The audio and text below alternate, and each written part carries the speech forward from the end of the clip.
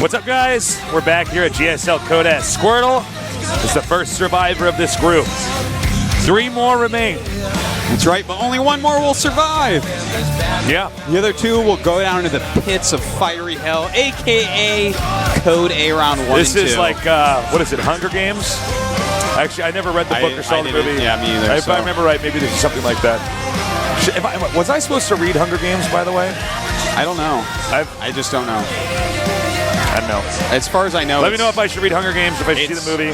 Did you ever see, what's the name of that Japanese movie? Let me know on Twitter. Japanese movie / manga where... Akira. No, Jesus. The one where, like, Ghost the in the kids Shell. all go on the island and the one that survives gets to go home. And they have to kill each other and stuff. I don't know. It sounds like... God, I can't think of it, but, like, as far as I know, Hunger Games is like that. Okay. Well, now is the scary part of the tournament because one of these 2 very talented players goes to round 1. It goes to round 1. I mean, what?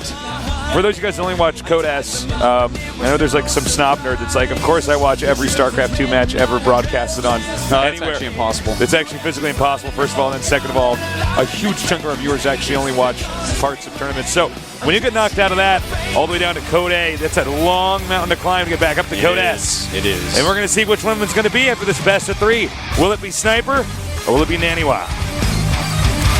We're going to find out soon here at the GSL. GSL.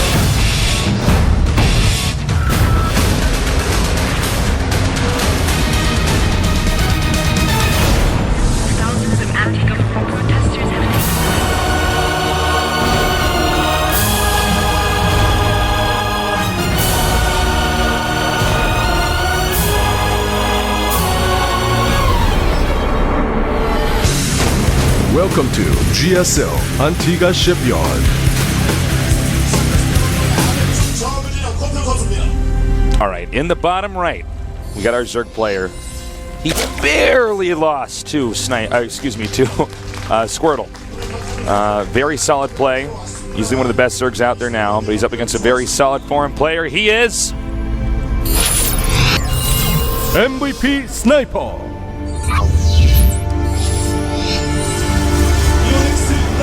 And in the upper left, we have our Protoss player. Probably the fan favorite, at least for this stream. And personally, one of my favorite players to cast. Quite a brilliant guy. His ID is NaNiWa. Okie dokie. Ooh, looks like he might do an expand-a-wah here. Can you make that sound one more time? Ooh. But, you know, NaNiWa is kind of the guy that brought into the mainstream at the pro level, like gateway expands. He taught us this. I mean, this was like one of our first times we're like, okay. I mean, Seed was doing like gateway expands still, because it used to be like 3-gate expand was the way you expand against Zerg, and then people figure out Forge expands, then timing's how to make it work. And Seed still continued to do some of the expands where you have a core, you get a stalker, stuff like that. But NaNiWa does actual gateway expands where like he has a gateway and maybe 2 pylons and then a nexus. It's funny because just like the Forge expand, the placement here is so important. Certainly it is, and it's all different. Yeah. And then you have to memorize the placement for every single spot. Totes. Whoa, you said totes. I said totes, man. I'm like, I know YOLO. All right, so cool to see this out of him here on this map. I actually really like it for Antigua because this is going to allow him to do something like, remember we saw from Squirtle, he did a very quick 5-gate to follow up with his 1-gate expand. But Squirtle teched up a little bit more. So NaNiWa, he's actually getting the Nexus up a little bit quicker. It's going to give him a slightly stronger economy than what we saw in that Whirlwind game. All right, the Overlord is he moved back a little bit here. Look at this wall he's made. There's 1 hole for Lings. That's actually really cool. Yeah. But that's really the only hole, right? Yeah. Yeah, that's basically airtight. You know what that does? Zealot's not moved. That you better not make any Archons back there. Kill his own buildings to get through. Yeah, actually. Looks like almost a Stalker cannon fit that thing's so tight. That is. Remember in StarCraft 1 when like you just could not tell sometimes if something was going to fit through? Yeah. There was like funny rules. Sometimes it would look like an Ultralist could get through, but nothing could. And then there'd be other moments where it looks like it's airtight and vultures like somehow move through it. I'm like, what? Oh yeah. And then sometimes there would be an airtight pylon wall in, and I would use the spider mine trick to jump vultures over that no one ever used, and then people would be like, what? Oh yeah, man. You have a dropship? No. I remember trying to do that trick. When we had maps that didn't have ramps occasionally, which kind of they were popular off and on, and there was a way you could glitch a probe inside their main with a pylon. It's ridiculous. But I actually had to like stop doing it because if you mess it up 3 times, like you have lost so much money and messed up your opener. Oh! Kills that right off. Oh, I thought he was going to not make the hatch for a second when he moved it. Now notice this game, Sniper's getting a much quicker speed. Still going for the third base, but getting a much quicker speed. And that's going to really help him out against NaNiWa here. But NaNiWa is getting super fast +1, and he is getting 4 gates. So it looks like we're definitely going to see big pressure out of him. He's already sent out another probe here. And as +1 finishes, Lings aren't going to be all that useful. So the Roach Warren, not quite halfway done, but he's going to need Roaches to hold this. All right, nice actual hiding place. Yeah, I see that Legend's doing a great job showing that normally the Overlord's there because if somebody does put a pylon there, they're going to put it hugging the wall. But that's actually, he knows exactly where the Overlord's going to be placed. It's just out of the vision. Yeah, he's doing a great job right here, man. And another pylon going down. And that's also right out of vision. Oh, but it doesn't matter. He sees it anyways. That's right. Placement here, very important. +1 not quite done yet. You saw it's buying time, but I don't know that I don't think it's going to work now. Well, he's going to kill that pylon, but there's still another pylon out on the map, so. And he knows about it now. Oh, no, but now he sees it, yeah. So these Zealots think they're hiding. No, he sees them. They're not. And he's making This is really bad for NaNiWa. Yeah, this is going to be held. I don't know that this is going to do really any damage, to be honest. The problem, though, is that this is kind of slowing down NaNiWa's tech tree. Because he's investing in all these tier 1 units. He's making a lot of Zealots. He has 6 already out there. And against this many Roaches and Lings, I mean, NaNiWa's not going to do any damage. Now he's up to 8 Zealots. So this is going to make him very unhappy. Look at this. Surround with Lings, hit with Roaches, and the Zealots are all going to go down. Well, NaNiWa's having a bad beat here. Yeah, it's he got scouted on that, and some really good responses from Sniper. So NaNiWa now has to tech up quite a bit more. He's getting more gases. He has some sentries. What tech route is he going to go for? Is he going to throw it on the Robo or the Twilight? Or is he going to make my brain melt into a puddle by throwing down Stargates? I don't know. I don't think it's the Stargates one. Well, oddly enough, he never went and killed that pylon, even though it's clear from the Overlord vision that he can actually see stuff being warped in over there. Yeah. He's actually watching Zealots get warped in. He actually hasn't seen the pylon yet. This is so funny. No, but I mean... No, I know. You see it warped in. It's not been scouted yet. You should assume there's a pylon there if you see things being warped in, right? Yeah. Well, it's a long-range warp prism. Yeah. I ain't kidding. Artosis, those aren't real. Oh, okay. There should be an upgrade to give Warp Prism plus 13 range. Be pretty sick. You know what I just realized is funny? Well, like, obviously, actually, StarCraft 2, I think, is one of the games that, a lot of people know this, but actually the voices match in any language. The main characters, when they talk, their mouths move like that. Yeah. It's an amazing feat, actually. I think it's the first game to do that, but I heard on the Korean one, the Zealot die, and of course, the Zealot has a different voice. Because it's a Korean voice actor. Yeah.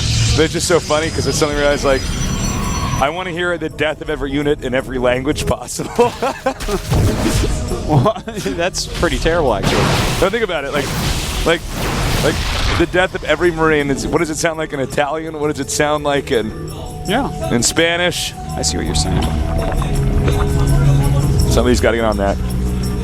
I'm sure that it'll we can speak the universal on YouTube language eventually. of death. All right, now there's a changeling here, and oddly enough, he hasn't noticed that. Yeah, he has Zealots. And he's actually like microing his army around right now, so part of me wonders if NaNiWa is not quite as focused. I mean, look, he's continuing to move this, and he sees that this unit is clearly not highlighted in his group. You know what I'm saying? Yeah. Well, hopefully he'll eventually see it, because that is quite. This has been a game of NaNiWa not able to surprise Sniper at all. That's true. Oh, that was what a throw that was. Uh-oh. Look at this. Well, they're Zerglings, so it's not as scary as if those were all roaches, but... The Zerglings look like cinnamon buns when they burrow, by the way. Yeah, they do. All right, unburrowed up over here, coming up from behind. Wow, a really nice surface area on those Zerglings. The Roach is getting up and getting some attacks as well, but this is a lot of Stalkers here. Yeah, more he has most of his sentries still alive, but I think he's just going to get run over. Yeah, unfortunately. Reinforcements show up. One more force field, and that's basically all she wrote. That pylon still there from the beginning of this game, by the way.